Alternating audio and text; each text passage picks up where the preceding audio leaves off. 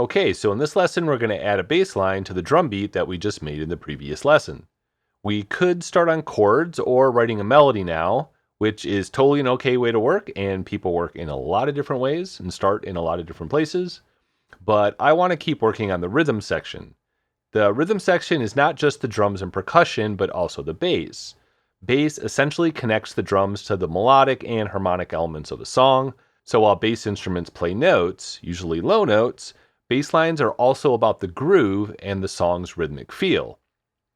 On the bass track, we're going to double click and this will make an empty new clip.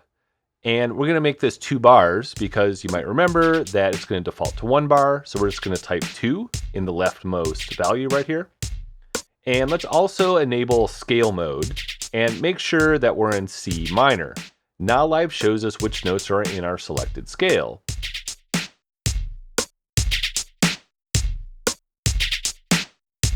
So we're going to start by penciling in the rhythm all on the same note. And we're just going to do C1 right now. And we're going to make sure that some of them hit with the kick, snare, or hi-hat.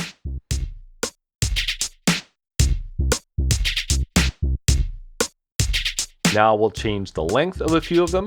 You can see how the cursor changes to this little bracket thing when you go to the edge of a note.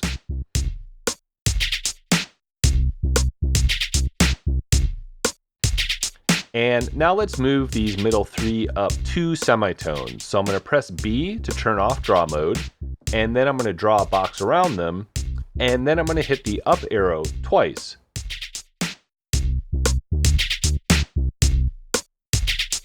Okay, I think that sounds pretty good. Now we're going to duplicate our clip, Command D or Control D, and modify our copy to add some more energy.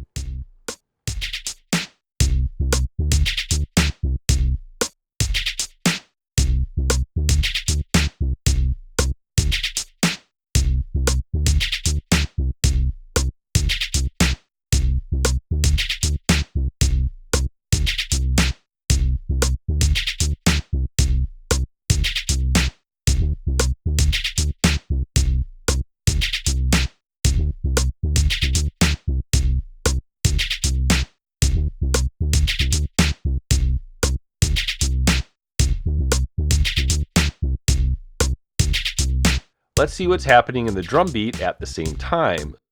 Launch beat 2, so I'm going to click on the bass clip and then hold shift and then click on this drum beat.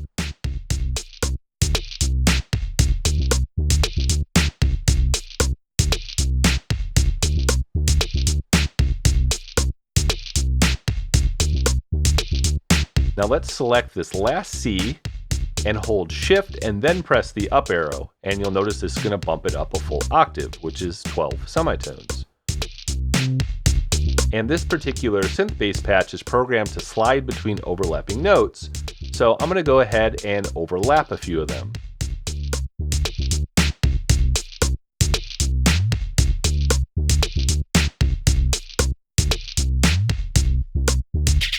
Make sure to name your clips, and then you're ready to add some chords in the next lesson.